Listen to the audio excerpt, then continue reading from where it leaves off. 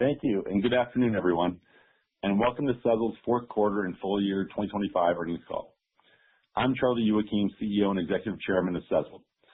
I'm joined today by our new CFO, but a familiar face and voice for you all, Lee Brady. In conjunction with this conference call, we filed our earnings announcement with the SEC and posted it along with our earnings presentation on our investor website at Sezzle.com. To retrieve the documents, please go to the Investor Relations section on our website.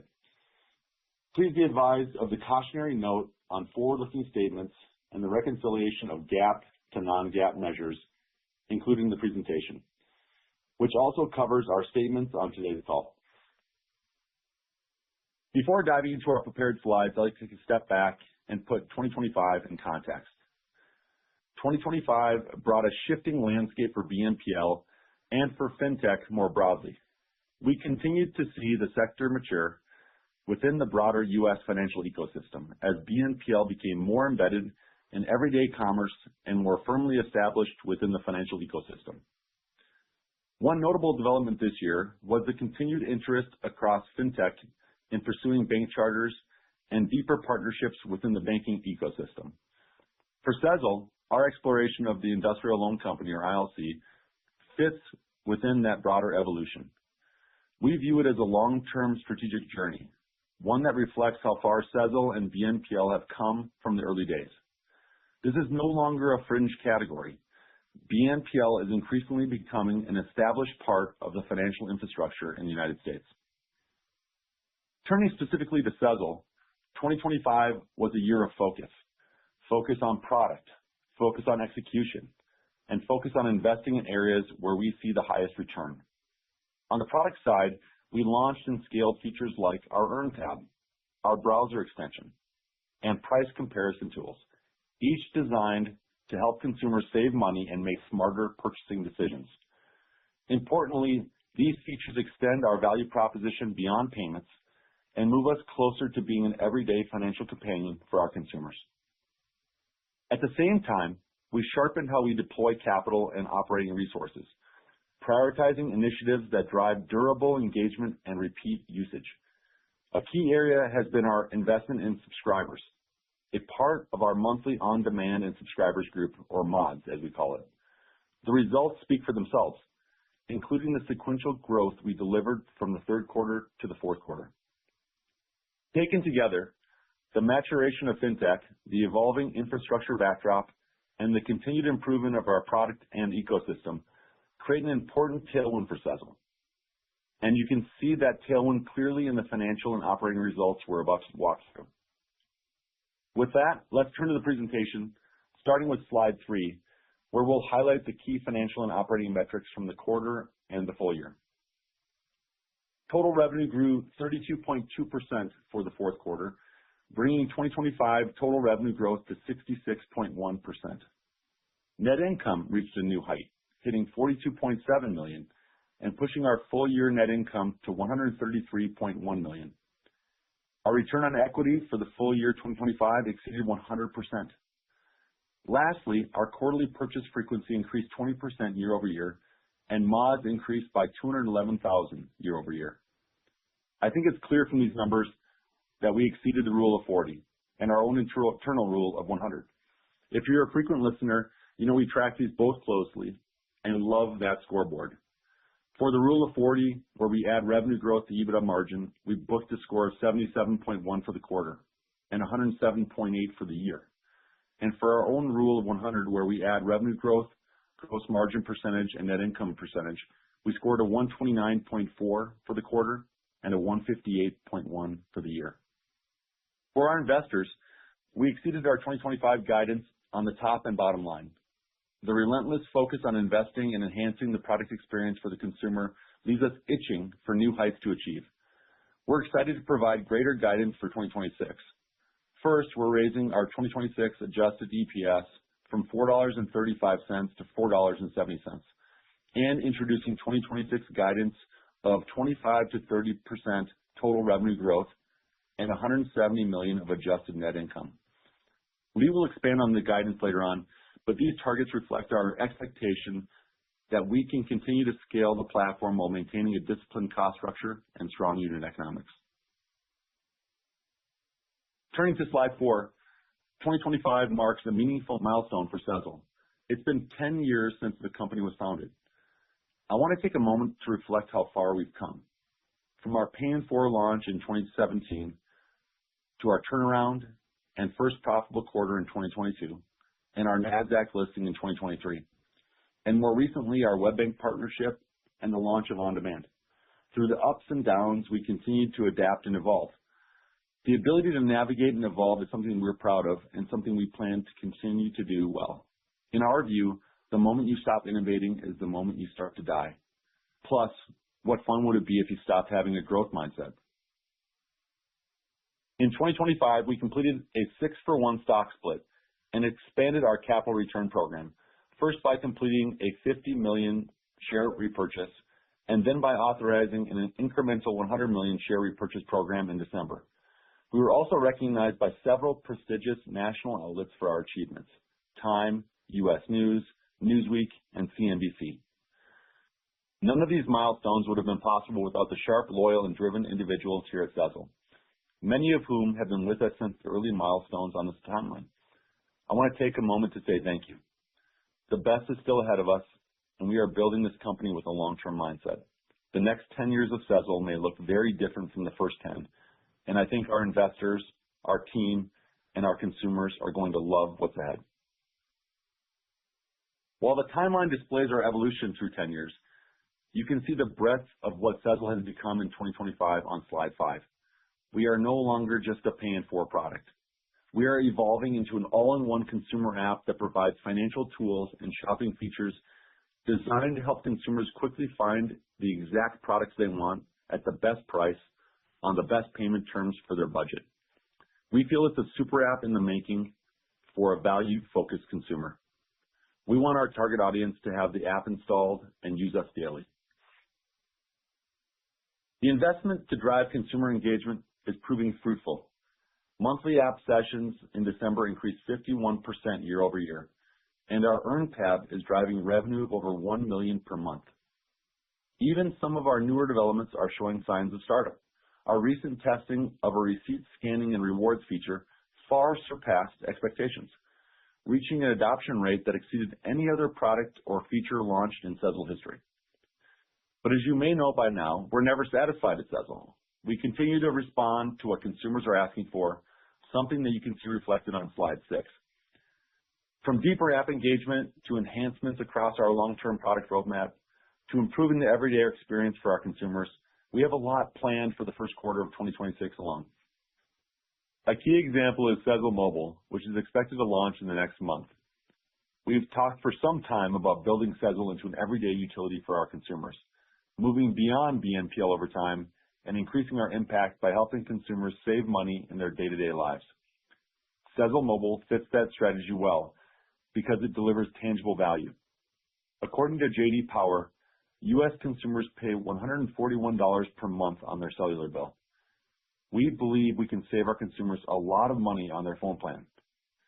For Sezzle, we believe it's a strong complement to our core products, helping increase attachment, improving retention through more frequent touch points, and bringing in adjacent audiences who may also benefit from our BNPL offerings. Beyond these near-term launches, we're also advancing initiatives we believe can meaningfully expand our ecosystem. While many consumers start with Sezzle for shopping, they continue to ask for more ways to manage their financial lives. In response, we're exploring products like deposit accounts to support everyday money management, expanded credit offerings such as secured credit cards, and additional post-purchase capabilities, including enhanced split payment experiences. On slide 7, we provide more detail on our marketing strategy and subscriber growth trajectory. As we discussed last quarter, we pivoted our marketing emphasis back towards subscription products. That decision reflects our analysis that subscription users have meaningful higher lifetime values than on-demand users, mainly because these customers, when they choose to subscribe, are making a commitment to use Sezzle. We saw the impact of that pivot in the fourth quarter, with subscribers growing 30% year over year and 18% sequentially. Our approach is a disciplined, targeted marketing strategy across the pathways shown on that slide, with a focus on measured returns and improving spend efficiency as we optimize ROI to drive adoption across our ecosystem. Based on our current performance, we're still successfully getting a payback period of 6 months on these investments, and we plan to continue investing beyond the areas that are performing. The efficiency doesn't stop with our marketing team, but extends to the whole organization as we leverage AI to improve the consumer experience and scale as efficiently as possible. It has been astonishing to see how every team is utilizing AI to increase their output by multitudes. We are all aware of the SaaS apocalypse that has happened because of AI. We believe our model is quite defensible in an AI-enabled world for 2 reasons. First, our business benefits from network effects. As the consumer base grows, it increases the value of our platform to merchants and partners. And that flywheel takes time to build. AI can't shortcut it. Second, our ability to expand lending over time depends on capital markets access and disciplined, time-tested underwriting and operating models, which also can't be replicated overnight by simply applying AI. The only way we get hurt by AI is if we don't enable it. And we're doing quite the opposite. We're bear hugging it. We're flying with it. We're injecting it into as many functions as we can do to multiply our efficiencies. Our battle cry is turning our team of 400 into the equivalent of a team of 4,000. I'm continually impressed with the tooling that the AI provides us, and it seems like every month it gets better and better. We think AI makes us stronger and accelerates our innovation and our impact. Slide 8 tells the story of how we're transitioning from being a consumer of AI to a creator of it. We've moved away from a plug-and-play approach with external vendors and instead invested in building our own proprietary engines. For example, in engineering and product, we aren't just using AI to write code. We've built an internal system that allows us to cut out expensive third-party costs and significantly increase our build velocity. Whether it's our AI chargeback agent handling the heavy lifting of annotations or our embedded models driving personalizations, we are automating the high-friction areas that used to require manual oversight. It's creating a multiplier effect across the company where our existing talent can drive significantly more value as the business scales. As we prepare to launch our AI shopping assistant and support chatbot, we're positioning ourselves to handle massive increases in volume without a corresponding spike in support costs. But the ultimate proof of this strategy is the data-driven culture we've built. By giving every team, even those without technical backgrounds, the ability to reach our data through our internal database interface called SIA, we've seen a radical shift in efficiency. We aren't just working harder, our infrastructure is working smarter. An end goal to this efficiency is to continue improving our consumer engagement, as seen on slides 9 and 10. The year-over-year momentum is clear across the board. As I've mentioned before, my 2 favorite metrics here are mods and purchase frequency. Seeing mods grow by 211,000 year over year is a testament to the health of our growth engine, and reaching a purchase frequency of 6.6 times per quarter shows we are successfully moving towards becoming a daily utility for our consumers. Even as we stay disciplined with our spend, the ecosystem is proving to be incredibly sticky, with repeat usage now sitting at nearly 97%. Moving to slide 10, you can see that this growth isn't just seasonal, it's sustained. We are seeing consistent sequential improvement with active consumers and purchase frequency continuing a steady climb quarter on quarter. It's clear that we are successfully moving to the top of the consumer's wallet. With that, I'd like to turn the call over to Lee to review in further detail our fourth quarter and full year results. Lee? Thank you, Charlie, and good evening to everyone joining us. The year-over-year progression overview on slide 11 effectively captures the incredible operating leverage we built into the Sezzle engine. For the full year 2025, total revenue reached $450.3 million, a 66.1% increase over 2024. Even more impressive is how that top-line momentum flowed through to our bottom line, with adjusted net income nearly doubling for the year to $128.4 million. In the fourth quarter specifically, we reached a new peak in organizational efficiency. Our adjusted EBITDA margin expanded by nearly 12 points year over year to 44.9%. This wasn't just a result of holiday volume. It was driven by our success in optimizing our unit economics. As a percentage of total revenue, our total revenue less transaction-related costs stood at 64.3% for the quarter, a significant 9-point jump over the same period last year.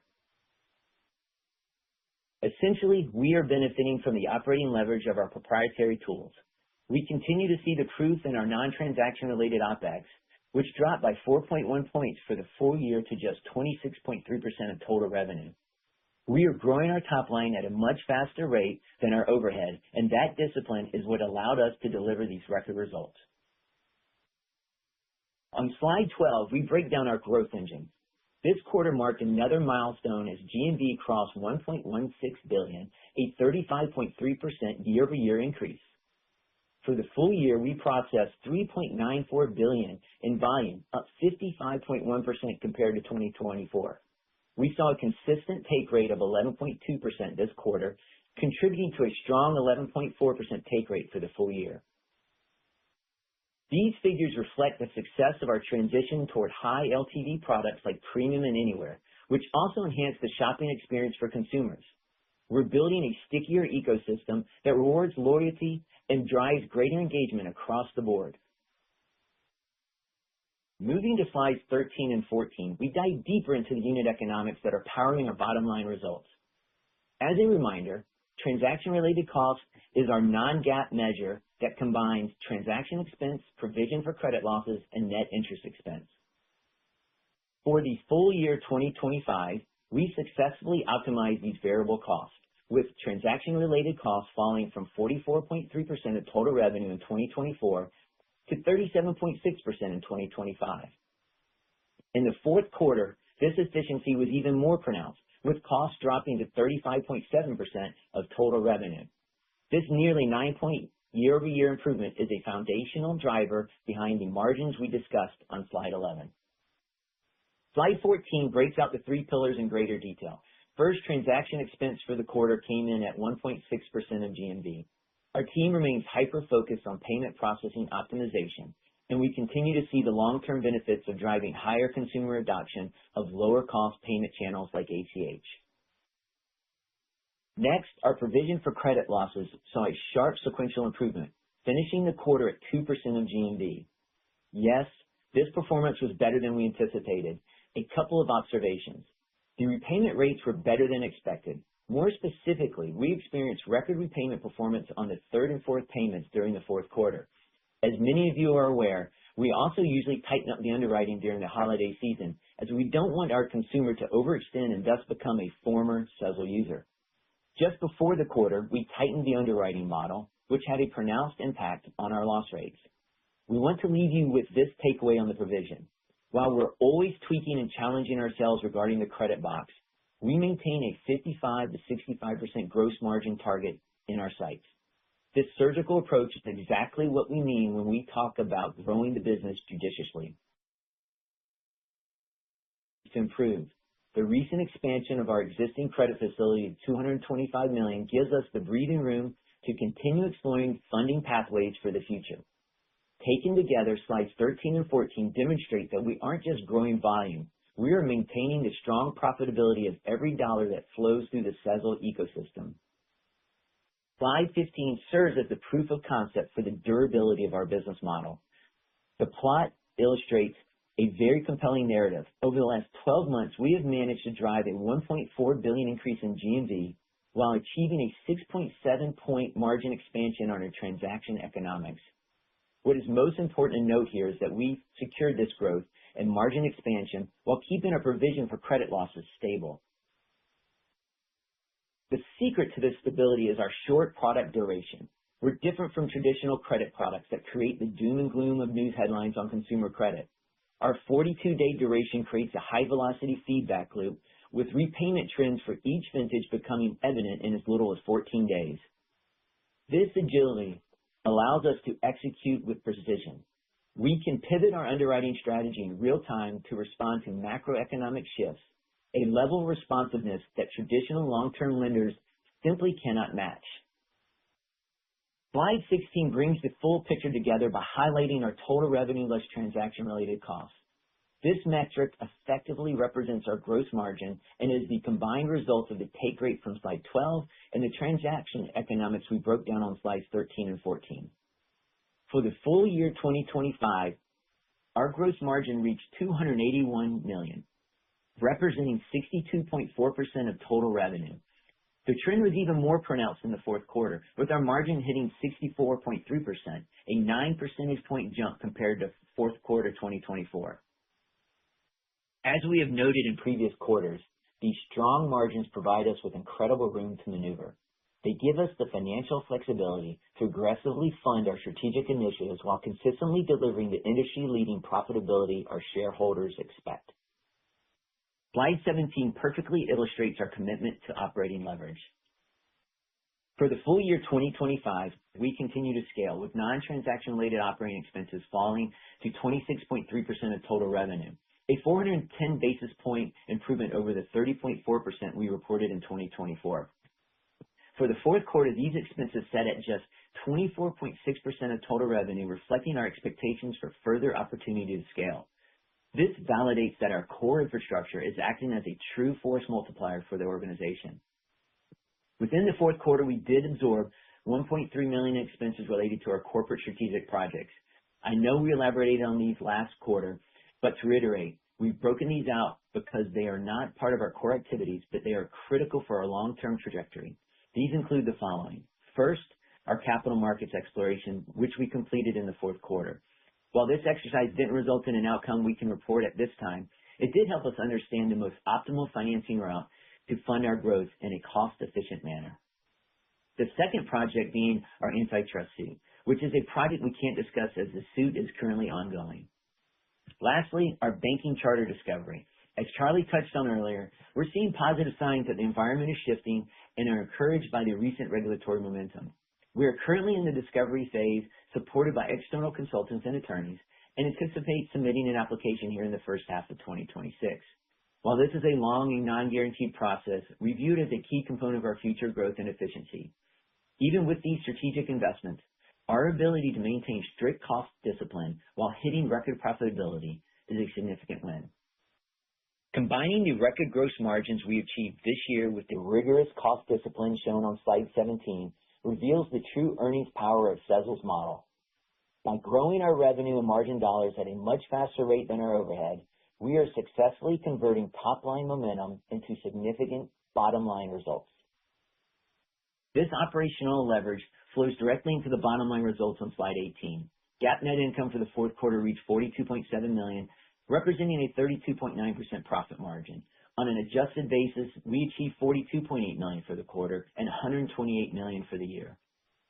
Meanwhile, slide 19 shows our adjusted EBITDA, which hit $58.3 million in the fourth quarter, reaching a margin of 44.9%. For the full year, adjusted EBITDA rose to $187.7 million, demonstrating the incredible scale of the Sezzle model. Turning to our balance sheet on slide 20, our liquidity position remains strong. We ended the year with total cash of $102.6 million, which includes $38.5 million restricted cash, primarily representing the reserves required under our partnership with WebBank. The growth in our total notes receivable to $254.9 million is a direct reflection of the GMV volume we processed this quarter. To support this expansion, we increased the draw on our line of credit to $141.3 million, but it's important to note that our recent facility expansion to $225 million has significantly increased our unused capacity to $73.5 million as of year-end. On the capital allocation front, we continue to prioritize shareholder value. Following the completion of our $50 million repurchase program, the board authorized a new $100 million program in December. This reflects our confidence in our cash-generating power, evidenced by net cash provided for operations reaching $209.9 million for the year. One housekeeping item to note. Beginning this period, we classified notes receivable related cash flows from operating activities to investing activities in our consolidated statement of cash flows and recast prior periods to conform with this presentation. You can see this reconciliation at the bottom of slide 20 for the periods presented. Note, this change had no impact on total cash, the net change in cash for the period, or our overall liquidity.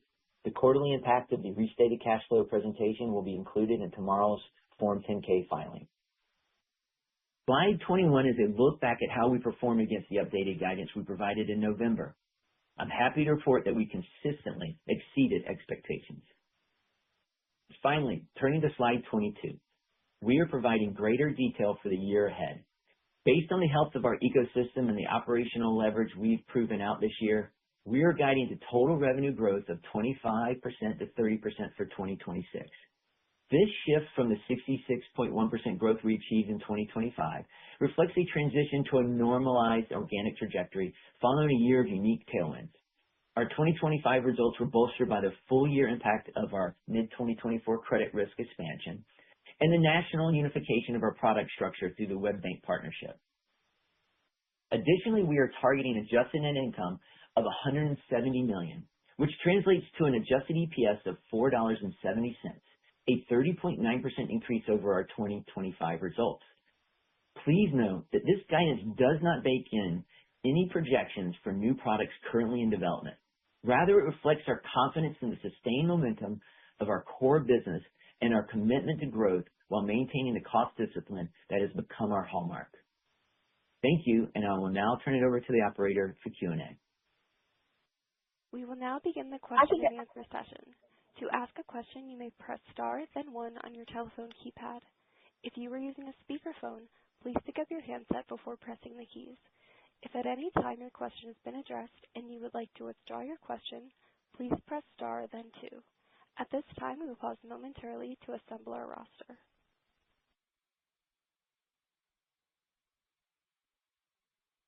The first question comes from Mike Grondahl with Northland Securities.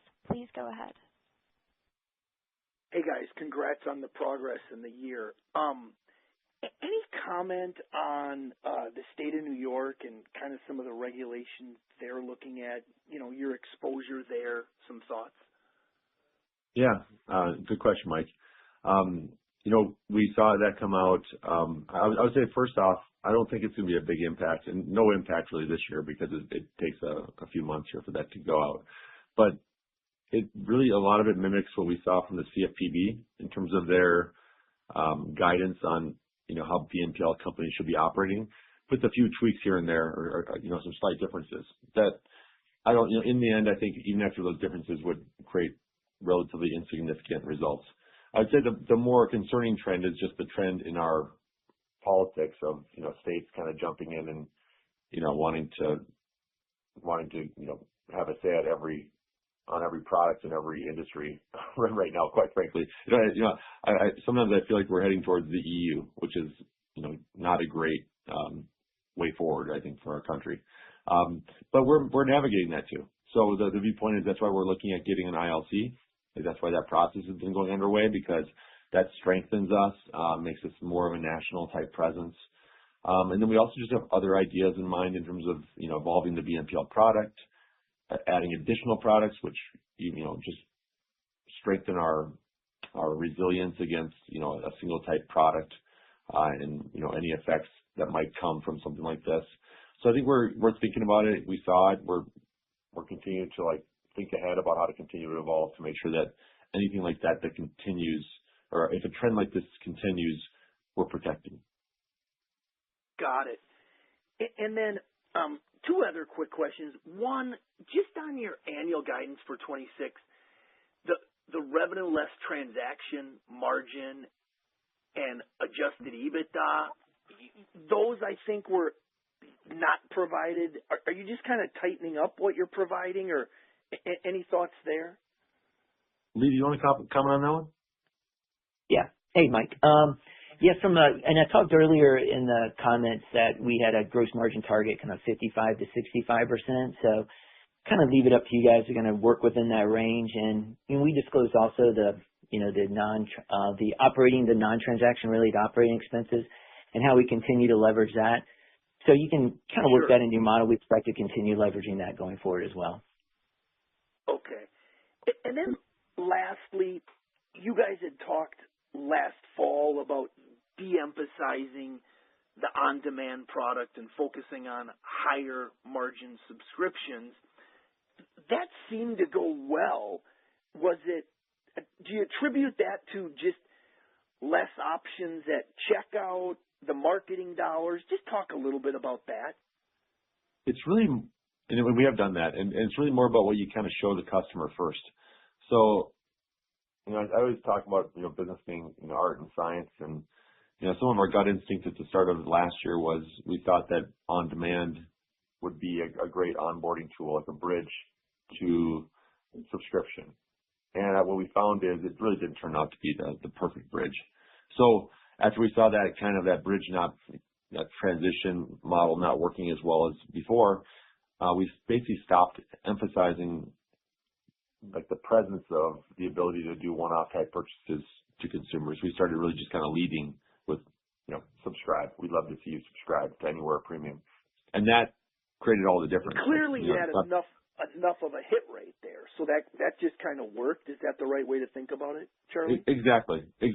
So the conversion rate into on-demand when it's just a, pay as you go, it is higher, but it was only slightly higher. So our view was like, it's better to have the consumer marry you and just make the commitment, because when they marry you, it's like they're all in. They stop looking at the other competitors. And I think that when they're doing this kind of on demand, which we still have in our suite, and it's still growing. It's still a product in our suite. It's still growing, but it's just de-emphasized. But I think when your customers are on demand, it's still a good product for us. But I think that it's like dating, and they're still looking around, and that's why we like the subscription approach. Cool. Thank you. The next question comes from Rayna Kumar with Oppenheimer. Please go ahead. Hi, good results, and thanks for taking my question. Could you give us any clarity on how the quarterly cadence could look for revenue and earnings? I guess, what do you mean by that, Rayna? Just like you gave out full year guide, which is very helpful, but just like how should we think of some of these metrics on a quarterly basis? Well, on a seasonality basis. Oh, go ahead, Lee. No, go ahead. I was going to go into that on the seasonality, so go ahead. Okay. Yeah, so on the seasonality front, I think that's really the key driver here. What tends to happen in the first quarter is we have, I almost kind of liken it to like a boat slowing down. If you're like in a boat and it slows down, the wave kind of comes in. And so what happens in the first quarter, our GMV tends to slow down versus the fourth quarter, because the fourth quarter is a holiday period. But our payments come into the first quarter. And so what that tends to happen is it tends to raise our take rate on GMV, and then that tends to expand our gross margins at the same time. And then PLR tends to come down in the first quarter as well, because it's a tax season for our consumers, and they're generally getting rebates. So those are kind of the dynamics in the first quarter. Second and third quarter kind of normalize. They're just like, just standard quarters. And then fourth quarter, a little bit of the inverse, because our consumers, who a lot of them are subscribers, they tend to be spending more of their limit in that quarter. That tends to take the take rate down, and then PLR tends to be higher in the fourth quarter. So that's kind of like the general seasonality. So I think it's always difficult for investors, and we always try to call this out. We don't recommend annualizing fourth quarter. We don't recommend annualizing first quarter. We recommend looking at our historicals and then kind of like, maybe trend lining things out. Does that help? Got it. Okay, that's very helpful. And then one more for me. Just in the fourth quarter, I noticed your merchant count was 463K, and that was down a bit from the 474K you reported in the third quarter. Anything to call out there? I think maybe just the level of saturation. These Anywhere customers, they're kind of reaching the saturation point of the number of merchants that they shop at. So I think that number, I guess we might expect some stability in that number quarter to quarter to quarter at this point. Got it. Thank you. No problem. The next question comes from Hal Getch with B. Riley Securities. Please go ahead. Hey guys, terrific year, and Lee, congratulations on the new role. I wish you the best in that. Wanted to ask you about your tightening decision, and you really outperformed on provision, like by my model, by over 100 basis points. We saw a few other short-term lenders and fintechs tighten in the fourth quarter. And just curious what you guys saw that made you do that, and was there a trade-off between that and UMS? Thanks. Yeah, good question, Hal. So I think if you look at, thinking back to like August, I know it's hard to remember back that far, but August, September timeframe last year, there's a lot of chatter about the health of the consumer. We were hearing it. I mean, it was everywhere. And so I think that made us a little bit more cautious. And I would say we only slightly tightened on like one of our models. So there was some tightening, but I think we were just super vigilant watching because there was a level of concern just across the entire U.S. economy with that. And then I think what it showed is the consumer ended up being healthy. So like that, maybe the over concern around the consumer, it was, maybe a little bit unwarranted, I guess, in the end. And so I think that did a number on driving that provision lower. We also did launch new models as well in the company. So we launched a couple of new models. That also helps because the new models had higher performance levels. So that added into that. And then, in terms of the trade-off on GMV, hindsight is 2020, knowing the results that all of that provided, I think we probably would have preferred to try to get some more consumers through the pipeline and probably increase GMV. But I guess what you could say is, since we're guiding to the 2.5 to 3 provision for this year, I think that, presents an opportunity for us with the new models in place, and a new knowledge that we think we can probably maybe even open further to help drive more GMV and more users. Terrific. Two quick follow-ups. One is, you had a lot of operating leverage on non-transaction operating expenses, but in dollars, the expenses were still up about 50% year over year. Was curious if that, this was a big investment year in a lot of the things you built, and what can we expect from that kind of growth, maybe directionally or rate in 2026? And my follow-up, the next one is on the banking charter discovery. Why isn't WebBank enough, and doesn't WebBank pricing protect you from any state rules like New York changes and BNPL? Thanks. Yeah. So on the second question first, on with WebBank, I mean, WebBank is a fantastic partner. We've been very happy working with them. The only thing, I guess, the challenge is that some of these states are taking angles at the banking as a service partnership model.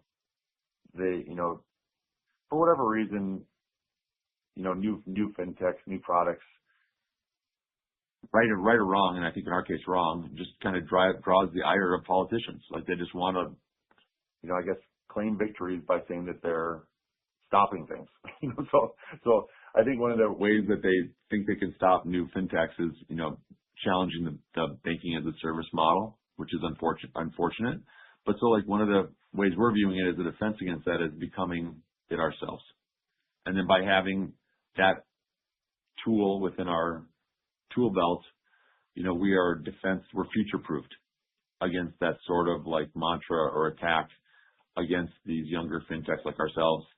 And then on the operational expenses,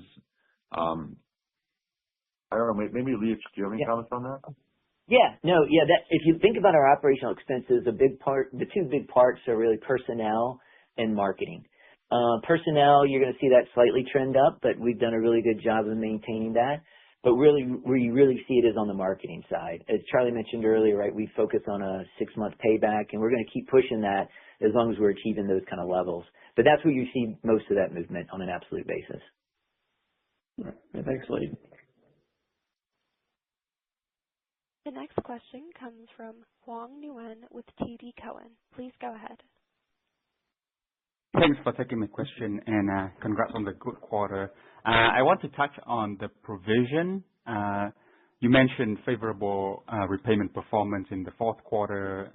I think you're also pivoting back towards subscription, which should have better credit quality as well. But at the same time, I think the provision guidance of 2.5 to 3. I guess, it's not a lot of improvement versus 25. So can you talk a little bit about how we should think about this going forward, and whether there would be any improvement as you guys continue to focus on subscription? It would actually be a little bit of a step up on 2025. So 2024 we had a 2.2 for the year, 2025 2.3 for the year, and then now the guidance of 2.5 to 3.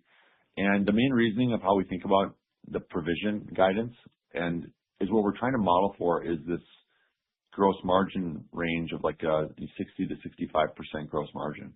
So as our financial strength on take rate rises, that lifts the top end of our unit economics. And then because we're doing such a wonderful job on scaling with transaction processing costs going down, with our cost of capital going down, or cost of funds in the unit economics, it actually expands the size of what we can accept on provision to still hit that unit economic range of that 60 to 65%. So that's how we think about it. And we're planning to design to that. And so that's basically why we give the guidance, because that's where we think it would be a pretty healthy area for us to run. Got it. And maybe you guys have any early read on the tax refund season, given that you guys serve more low-end consumers?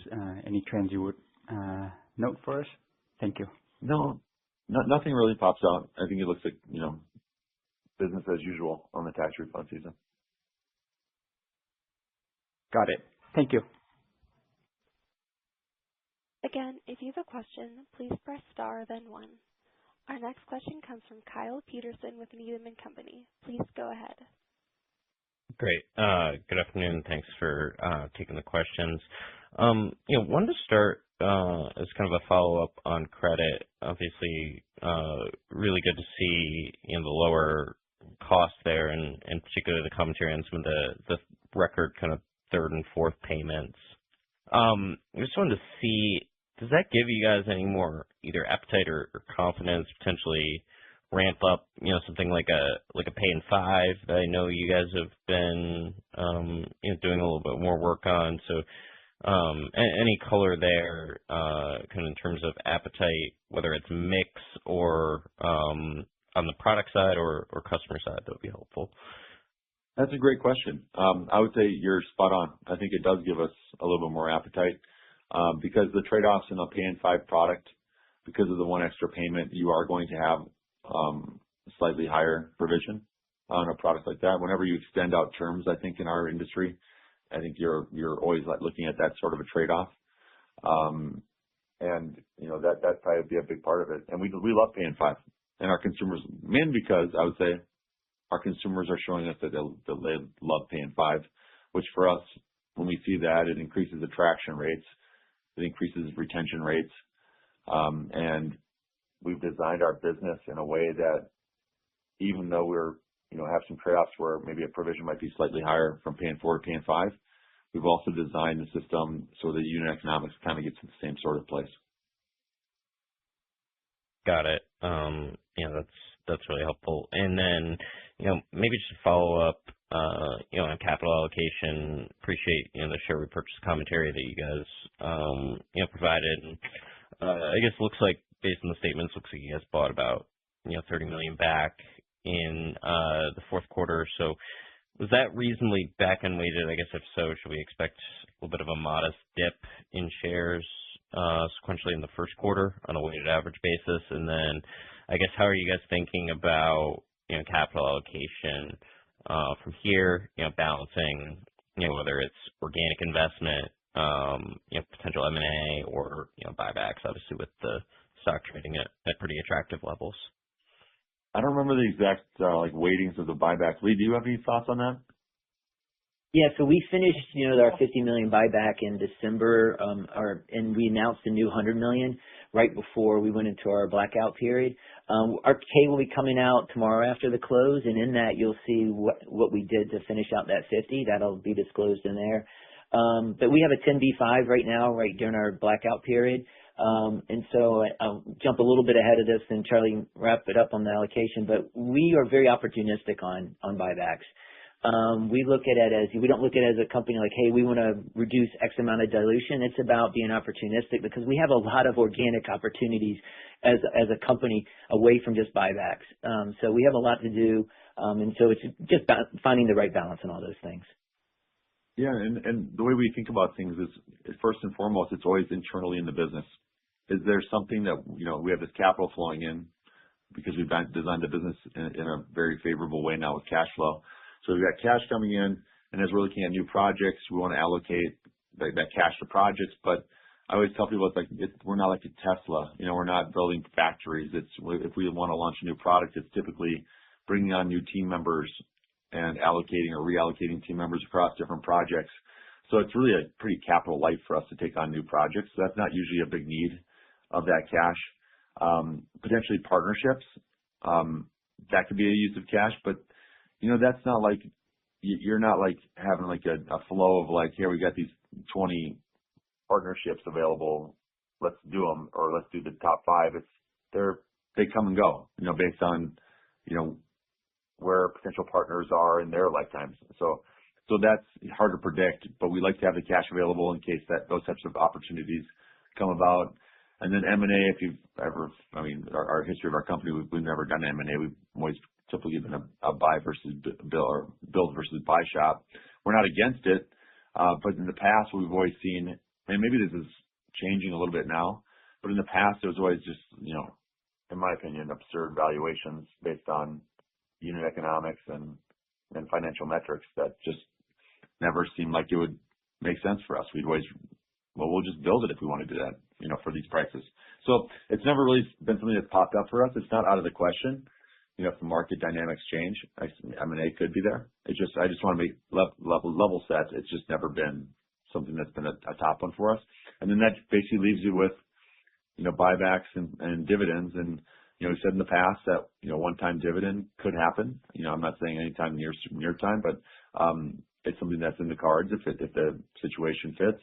And then buybacks, as Lee mentioned, just be opportunistic about it. It's not about trying to hit certain metrics with buybacks. I always reiterate this because I think it's important for investors to know.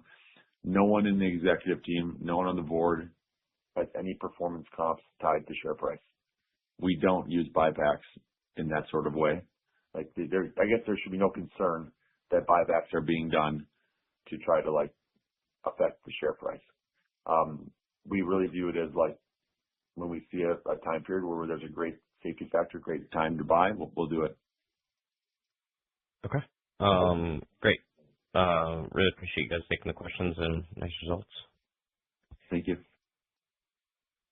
There is a follow-up question from Hal Getch with B. Riley Securities. Please go ahead. Hey, we'd like to know more about the mobile plan and how that came about, maybe who your carrier partner is, and is that, even though it's been announced, that potential is not in your forecast. Is that correct, for subscribers and revenue from the mobile plan? That's correct, Hal. Do you have any goals for this? Do you have, any thoughts on the pace and cadence of the uptake of this you could share with us? Thanks. Yeah, really good question. So the reason we're looking at Sezzle Mobile, or the reason we're launching it soon here in the next month, and the reason we looked at it in the first place, we thought it was just, from the mindset of helping an everyday American save money. For us, when we started to see the numbers and the opportunity, it's this is a potential home run for our consumer. If the average consumer out there is paying $140 a month, I know my bill's over a couple hundred, but I'm not totally normal. But the average is $140 a month. If you can get a plan down to 30, as an Anywhere subscriber, and maybe 15 more per line, or I can't remember the exact details, but it's not expensive to add lines on this plan. Our view is that we can save this customer a lot of money. And if you can save the customer a lot of money, then they're going to be even more loyal to you. The partner, the cellular partner is AT&T, is who we're working with through an intermediary. And, the viewpoint is, I don't know if we have hard numbers. Of course, every time we launch a product, we'd love it to be a success, and we surveyed ahead of time to make sure that customers would be interested in the product. But the real viewpoint is that it could potentially bring in adjacent customers. We could start putting landing pages out here. Not that we necessarily want to start competing with Mint Mobile, but we could get some landing pages out there and some promotions out there that could potentially bring in some adjacent customers, near space adjacent customers that could be introduced to BNPL as well. So we think it's actually an acquisition opportunity to bring new customers in through different funnels. And then we think it's a great retention tool because once you've got a customer in that mobile plan through subscription with Anywhere, we feel like it's just a really superior lock-in into our subscription for good reasons. Like the customer's not going to want to leave anyway, but I think people just generally don't flip-flop mobile plans a lot. So the tie-in with that we thought would be great. Excellent. All right. Super. Thanks a lot. No problem.